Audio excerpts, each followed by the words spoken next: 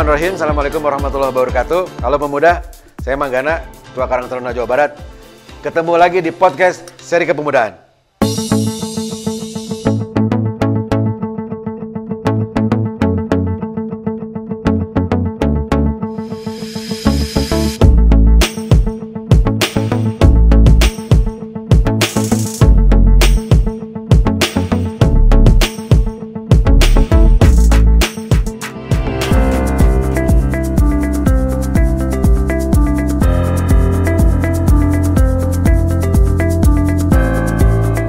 Saya dan teman-teman terus mengkampanyekan bagaimana seorang pemuda itu tumbuh dan kembangnya. Jadi ada dua pendekatannya dalam mencetak para pemuda itu. Pertama, lewat tumbuhnya, lewat fisiknya.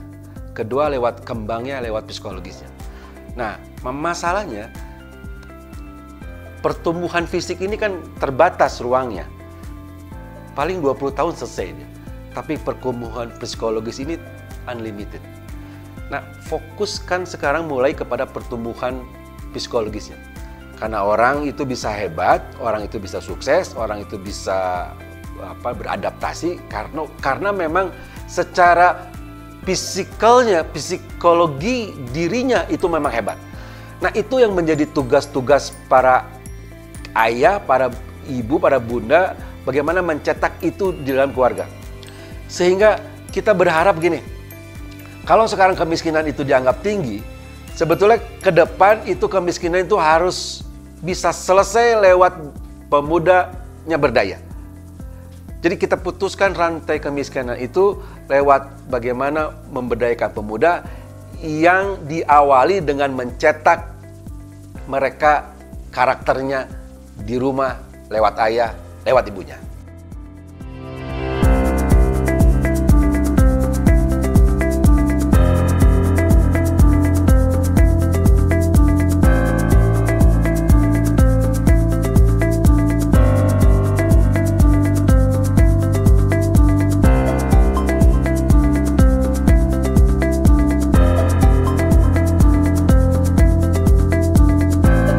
Peran ayah dan ibu menjadi peran yang sempurna tentunya. Tetapi fungsi ayah itu harus lebih dominan. Karena setelah ada ayah dan ibu, maka yang harus dibuat dalam satu keluarga itu sebuah pola asuh. Nah, pola asuh ini ibarat kita merancang baju. Kan kita dari awal tahu kalau kita mau bikin jas, maka polanya kita buat. Maka insya Allah akan jadinya jas. Nah, begitu juga dengan membuat pola asuh sebuah keluarga. Nah, yang mungkin perlu diingatkan bahwa orang itu berkembang itu bukan oleh fisiknya, tetapi oleh psikologisnya. Nah, maka pentingnya ayah dan bunda di keluarga itu bagaimana menjadi dominasi pola asuhnya lebih dominan kepada psikologisnya.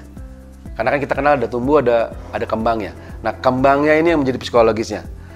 Maka yang harus ditanamkan dalam anak itu bagaimana mereka punya karakter-karakter hebat lewat proses pengayaan di dalam psikologisnya. Kita ingin anak di dalam pola asuh, kita ingin anak yang disiplin, kita ingin anak yang tangguh, tidak tahan banting, pantang menyerah. Tapi juga di sisi lain kita ingin anak yang lebih tawadu, yang rendah hati, yang bahasanya murah senyum, gampang bergaul, seperti gitulah. Nah, itu yang akan buat orang jadi sukses, itu yang buat para pemuda juga menjadi hebat di kemudian hari. Jadi pada saat nanti proses mature, matangnya matangnya anak-anak ini menjadi pemuda, mereka sudah dibekali oleh ayah bundanya.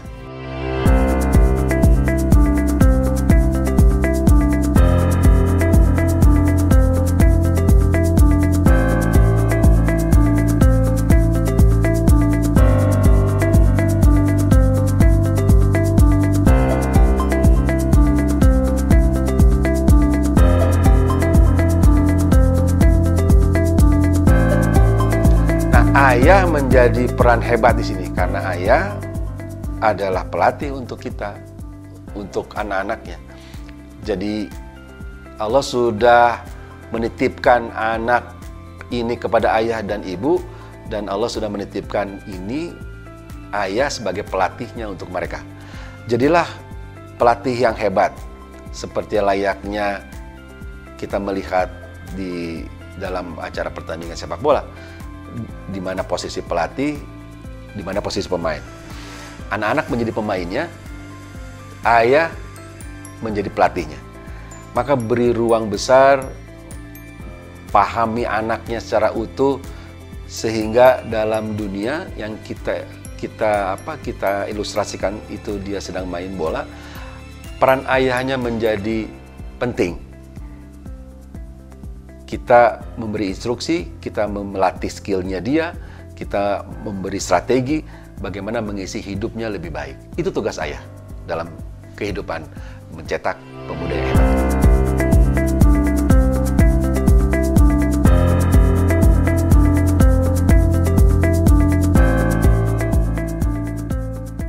Bicara soal sudut pandang ini, yang mindset ini yang menurut saya jadi isu besar di bangsa ini.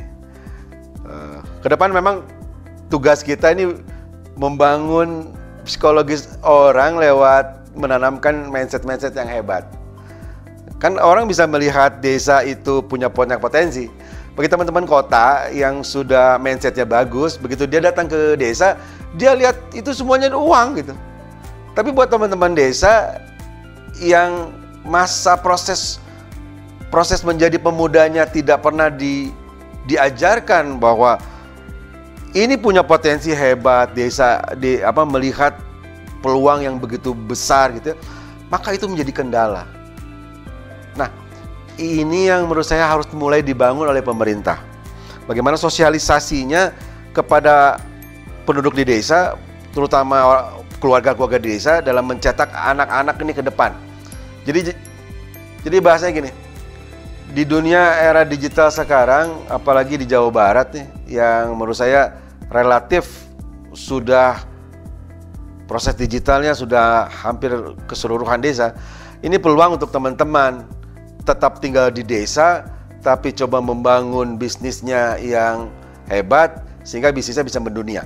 Ini sudah tidak ada sekat. Jadi nggak perlu kita datang ke kota untuk hanya mencari hal-hal yang kehidupan yang biasa-biasa saja. Saya pikir penting ada di desa, tinggal di desa dengan perubahan mindset.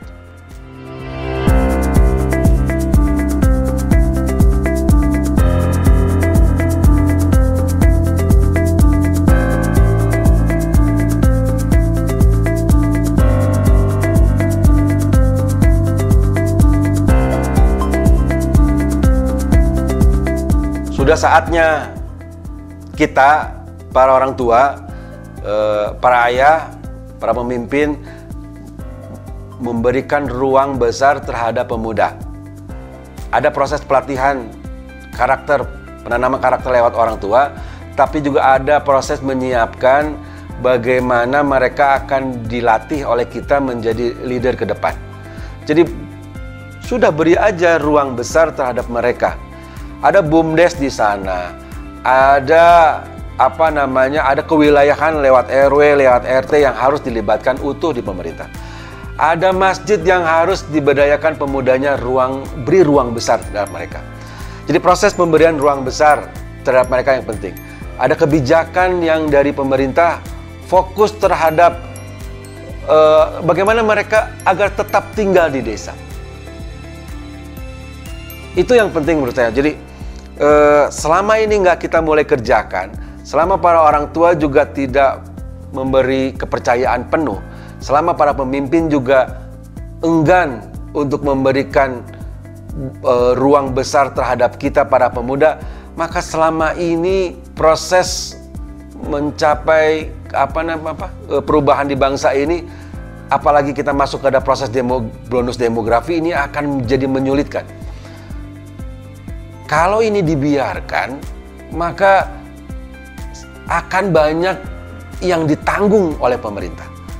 Ayo, mulai sekarang beri ruang besar terhadap mereka, didik anak-anak kita menjadi anak-anak yang tangguh lewat peran ayah di keluarga.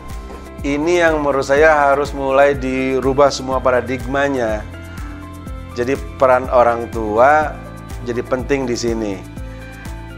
Latih mereka ke ruang-ruang itu. Latih mereka menjadi leader yang sejati, dimulai dari orang-orang tuanya. Nah, bagi orang-orang tua yang secara keilmuan masih minim, ya tugas para pemimpin di daerah untuk melakukan edukasi ini. Sehingga, dan kedua, beri ruang besarnya untuk dicoba dalam skala-skala yang kecil. Jadi nanti usia-usia 13, usia 15, menurut saya harus mulai dilibatkan di ruang publik. Usia 18, mulai coba dilibatkan dia dalam BUMDes, dalam apapun gitu kegiatannya. Nah, ada spirit ini saja di dalam peran besar kita di masyarakat. Menurut saya ini bisa membangun banyak hal nanti ke depan. Ya, mereka bisa menjadi leader. Bagaimana mereka tampil, ada tanggung jawab di dalamnya, ada direction, ada decision maker, di situ dia tampil. Dan pemuda menjadi organizer kan. Ini bagaimana dia bisa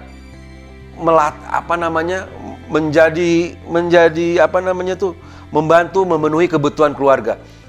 Teman-teman di Karang Taruna yang sudah terbiasa dengan hal ini juga akan banyak belajar bagaimana menjadi organizer. Dan kedua, menjadi media maker. Mereka harus diajarkan bagaimana menyampaikan aspirasi, ada kritik, ada saran di ruang yang tepat dan dengan cara yang adab tentunya. Nah, peran besar ini harus mulai kita garap sebagai orang tua, sebagai para pemimpin di lapangan. Jadi spiritnya ada di sana. Bagaimana orang tua, para pemimpin memberikan ruang besar dengan mengetahui apa menjadi urutannya. Supaya mereka akan tampil menjadi media maker, menjadi leader, dan menjadi organizer dalam masyarakat. Teman-teman, seluruh suksesan itu berawal dari pikiran kita. Pikiran kita itu energi kita. Maka tugas kita sebagai pemuda adalah memastikan apa yang kita pikirkan hanya yang ingin terjadi. Saya Manggana, Ketua Karang Taruna Jawa Barat. Kita ketemu lagi di seri podcast kepemudaan ke depan. Assalamualaikum warahmatullahi wabarakatuh.